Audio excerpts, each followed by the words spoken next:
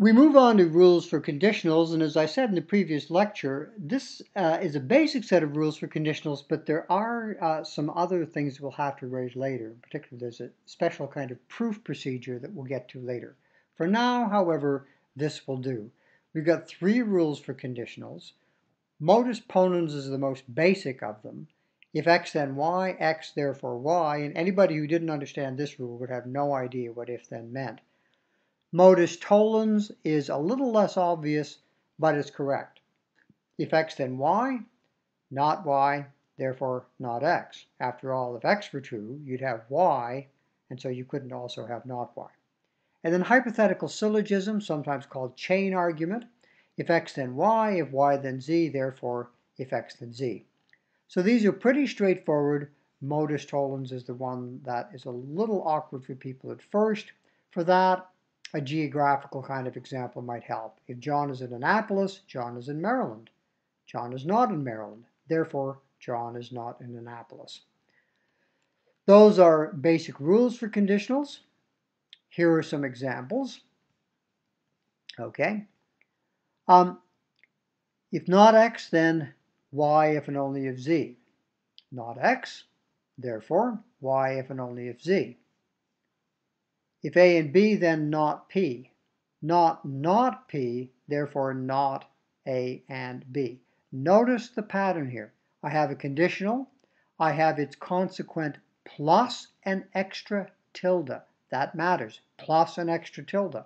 I infer its antecedent plus an extra tilde. That is the form of the rule.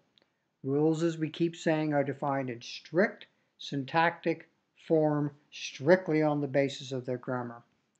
Here we have a case of hypothetical syllogism. If P, then if Q, then R. If Q, then R, then not P. So if P, then not P. This might seem odd, but if you had these premises, this really would follow. These are not examples. If P, then Q, arrow R. If P, then Q, therefore R. Well, that's kind of pretending that we had P arrow Q as the antecedent here, which we don't. This doesn't fit the form of the rule. Q, P arrow not Q, therefore not P. This is not an example of modus tollens. It would be if we had not Q as our premise here. But we don't, and so even though this is a valid inference, it is not an example of the rule, and it's important to understand. Once again, we'll keep stressing this. The rules are defined strictly syntactically and grammatically for reasons that we can talk about later on if we need to, but the importance of this is something that you're going to have to keep in mind or else you'll make mistakes in proofs. Biconditionals. What we really have here is just a kind of definitional rule, or the consequences of the definition. X, if and only if y, amounts to if x then y, and if y then x. So when we have both of these, if x then y, and if y then x, we've got the conditions that define the biconditional. We can infer by the rule BD that the biconditional is true. Likewise, when we're given the biconditional, then since we understand it as just being two conditionals put together, we can infer either conditional from x if and only if y. We can infer if x then y, or we could have inferred if y then x. We call all of these examples of the rule BD, even though they're rather different kinds of inferences. In one case, we are building up a biconditional. In the other case, we're extracting information from one. Here are some examples. Okay, we have if P, then Q if and only if R.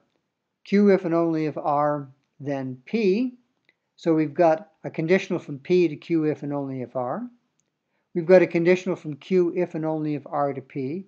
We're therefore allowed to combine these into a single biconditional. We could have done it in either order. Here we have P if and only if Q as one half, if and only if R as our other half. And what I meant to write here, as you can probably guess, is an arrow, but I didn't. Apologies for that. That would give us an example of the rule. That would give us an example of BD. but make sure you remember I meant to type an arrow here and I made a typo. These are not examples. Okay, P if and only if Q, therefore arrow R, therefore P arrow Q arrow R. The trouble here is that this is a case of applying a rule within a woof. We've got this woof, and what happened here is that we tried to apply the rule BD inside a part of the woof. That's not legitimate, not allowed to do that. Here, P arrow not Q, Q arrow P, therefore P if and only if not Q. Doesn't fit the rule. Even though not Q and Q mean the same thing, rules are defined by their syntax. We have to have the same bit on the left here and on the right here. It would be perfectly okay if we had not Q here, then we could infer this, but we don't. They don't match up properly.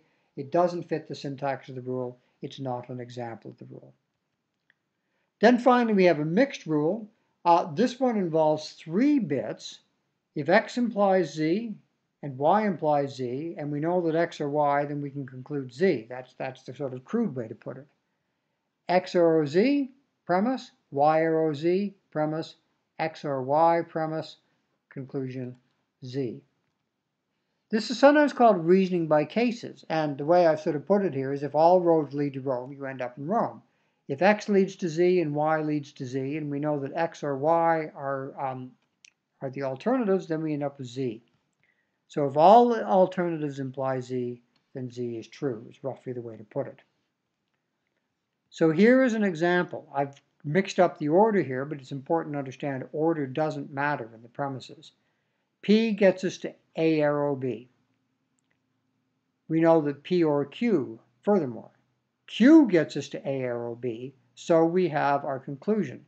The form of the rule is, when we know that we have 2 conditionals with the same consequent, and we have the disjunction of the antecedents, then we can conclude that consequent.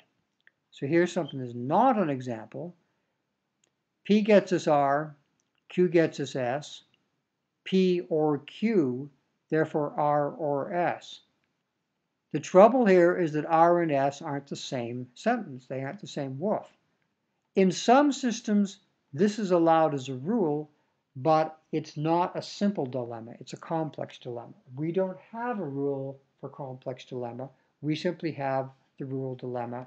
This does not count as an example. So you can go over these again. I strongly recommend that you carefully read Chapter 5 of the text. It introduces you to these rules. It gives you various exercises identifying them, but getting these rules so that you absolutely just have them under control is important. And as we'll discuss a lot and stress a lot, there are ways of organizing the rules in your mind so that it doesn't just become blind memorization, so that they make a certain amount of sense. But meanwhile, that's our first introduction to the rules that we're going to use to construct formal proofs.